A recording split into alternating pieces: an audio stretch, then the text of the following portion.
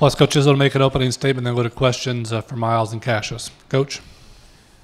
Well, you know, I played against Wisconsin since Dick Bennett, and before that even, and it seems like that never changes, you know. I remember Judd saying to me one time that a win is when you win by 1, a real good game you win by 2, and a blowout you win by 3. And I don't think it's quite that way, but give Brad credit. His team played well again, back-to-back games, and I did not think we played very well.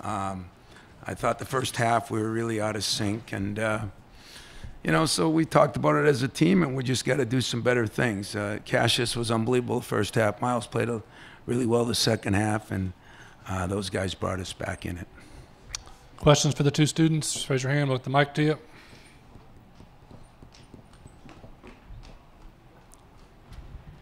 For Cash, just getting here and getting game one done and out of the way, does that help? Was there a lot of nerves, you think, just because it's the Garden, because it's the start of the run for the title? What do you think just getting game one will help this team exponentially better? Yeah, definitely. You know, I think it's a lot of shots. You know, we got a couple good shots that we missed, you know, that we usually make.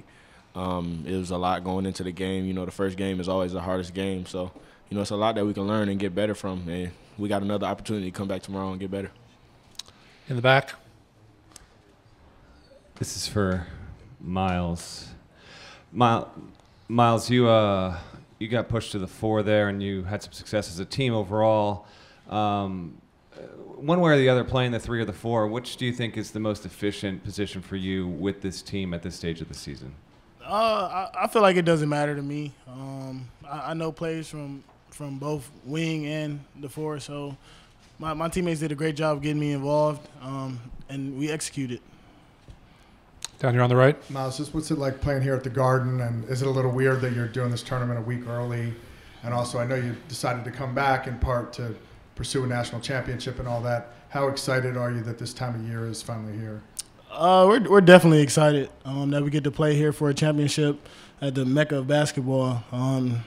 We had to get some first game jitters out of the way, but I feel like once we got that out the way, we got comfortable and we got going. It's not really that weird.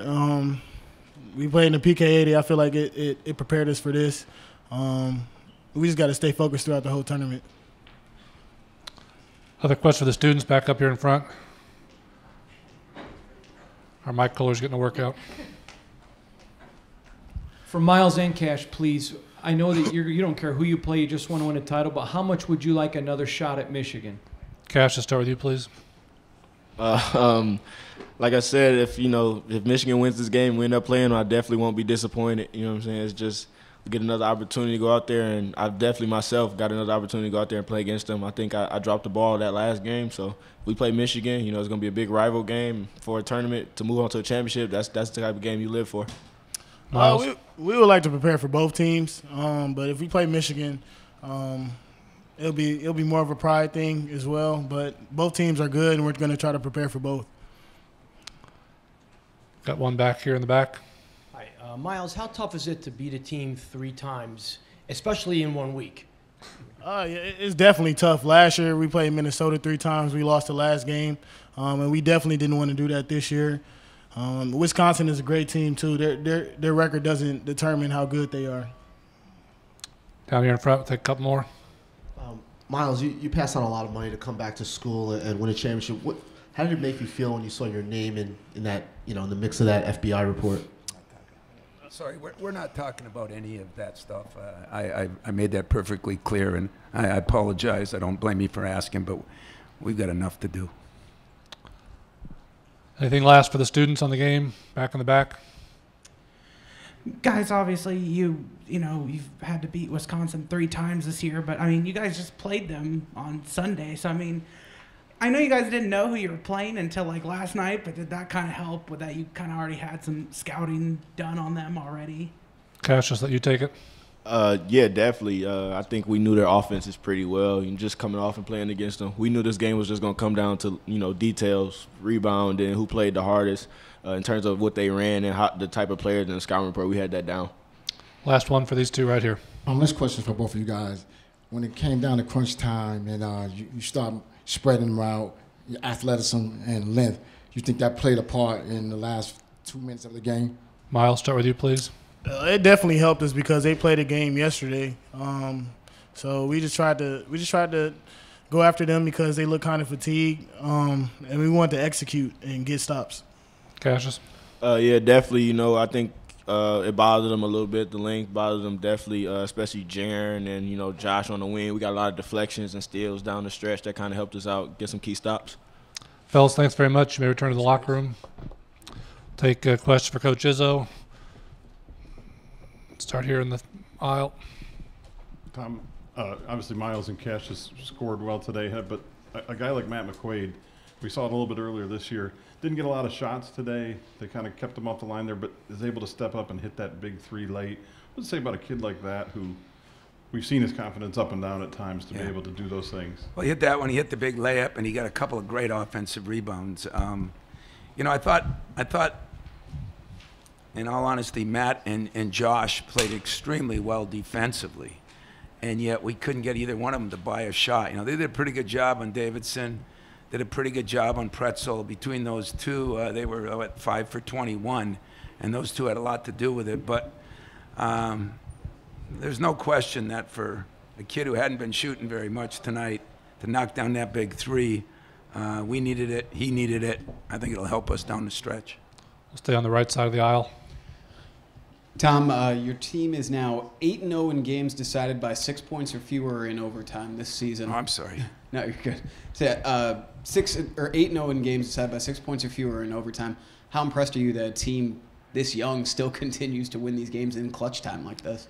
You know, I watched Jay Wright the other night, and they came back and won a game in overtime. And I watched the interview, and then I talked to him the next day, and he said, you know, at this time of year, it's better to win close than blow a team out by 20. I told him he was freaking crazy when I talked to him, but I kind of understood his point. In other words, yesterday there's 4 games in single-digit numbers, you know, and that's kind of the way the NCAA tournament's going to be. I was disappointed in my team, maybe in myself too. I just didn't think we played well. But, you know, like some of my equipment man and guys like that said to me after, when has it been any different with Wisconsin, you know? And I still give Brad a lot of credit. His team played so hard, and they're very patient, and they're a tough team to play against. So, in general, winning a close game, you know, if we march on any in this tournament or in the next tournament, there's probably going to be a lot of close games. At least a couple years ago, we won by 15 a lot of these games, and we weren't ready for a close game. On the left aisle. Tom, the free throws, I mean, you guys were getting aggressive and getting to the line, and then Miles misses the one at the end there. But more importantly, did you see what you wanted from the guys trying to go to the basket and getting there hard? Well, I did, and it was a physical game, guys. I mean, probably a hard game to officiate. I probably wasn't happy. Brad probably wasn't happy, but I wouldn't envy the officials in that game. I just thought there was a lot of banging inside, and, you know, Jaren's last foul was question mark on a hook or whatever. But I think in general, you know, that's Big Ten basketball. That's tournament time, you know, not as much is called. And so I thought both teams were physical. We only got 11 free throws. They only got 6 or 7 free throws. So it wasn't like there were a lot of free throws, but I did think we tried to drive it a little bit. That one time Josh got, you know, either tripped himself or got tripped. I mean, those are big plays. And but in general, we were more aggressive. In some ways, Miles was a lot more aggressive second half. Teddy? Tom, when you're motivating your guys, is it just about winning that day's game, or do you take a larger picture about trying to get a #1 seed in the tournament? You know, Ted, I haven't talked about the 1 seed in the tournament because I really don't care. I mean, I look at the way they're doing it, you know, or Notre Dame doesn't count as anything, and it doesn't bother me. You know, it really doesn't bother me. It does bother me that we're not maybe playing at the level you need to play at to advance in that tournament. Nothing to do with the 1 seed, just to do with how well we play and what we need. Back on the right. Coach, you might have more postseason experience than just about any coach in the country, you know, outside of Coach K. But just what is it about teams like Wisconsin that maybe don't have that good of a regular season but seem to be able to click at do you see anything? What's the motivating factor there? Well, if you look at their last 6 or 7 games, first of all, well coached. You know, his team's not going to make the NCAA tournament unless they win this. And I don't know if he looked at winning it. I just think he was able to get his team to play, and I a lot of respect for him in that. But Wisconsin has been this way, like I said early. You know, it's just kind of in their DNA over there. They're always tough to play against, whether you beat them or whether you lose. I've lost a lot of close games to Wisconsin when Bo was there. Lost a lot of one-point games, last-second shot games. It's what I said, you know. I mean, I'll promise you this. The year we won the national championship with Dick Bennett, we beat him 4 times. And I think the blowout was maybe 6 points. I don't know, 8. You know, it was just, it's the way it was. And so it's got to be in their DNA more than just each individual player. It's what they do there. And they've had some continuity in their coaching staffs, or a guy like Dick Bennett and Bo had kind of a similar philosophy. But give Brad a lot of credit. I mean, to take that team that was struggling, they played really well, not just against us, but the last 6. I mean, they beat Purdue. They played very well. Take a couple more right down here. Tom, how much would you enjoy having a second shot at Michigan if it works out that way? You know, the rivalry's the rivalry, but I learned a long time ago that if you get caught up in that, I don't know who's going to win this game. Nebraska's maybe playing as well. Michigan was playing pretty well the last 2 games, and then they struggled yesterday. You know, we all struggle. So, I mean, do I want to chance at them again? Yes. Do I want to chance at Nebraska if it helps us move on to the championship game? Yes. So you know, John's done a good job with his team. I think Tim's done an incredible, you know, to be 13-5 and we're sitting here asking if they're going to be in the NCAA tournament almost sounds ridiculous to me. But whoever we play, we'll be ready to play. I think it'll be a little better. We had kind of a tough night last night. We got in late, had a little plane problem, and I just don't think we were as sharp as we needed to be. So that usually falls on the coach, and I'm going to take that blame and see if I can do a better job tonight. Last one here on the right. Tom, with the decision to, in the last 2 games against Wisconsin, sliding Jaron over to the 5 to close those games, how much of that was you wanting to do it versus reactionary to what they were doing when they kind of stretched things out?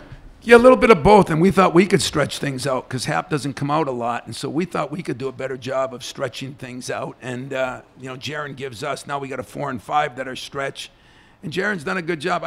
Today was one of those days where he kind of reverted back, and we couldn't, you know, a couple of the reach-in fouls, although the last foul I think was a question mark, but he deserved probably 3 of his 5, and we just got to keep him in the game because Jaron Jackson's very valuable to this team, and so we went to that as we went to it in Madison last week, and we'll probably do a little bit more of that because he's a better free throw shooter than a lot of those other guys, and he is a shot blocker, and we can use him to switch 5, which is what we wanted to do. Coach, thanks very much. Thank you. Appreciate it. Yep, good luck tomorrow.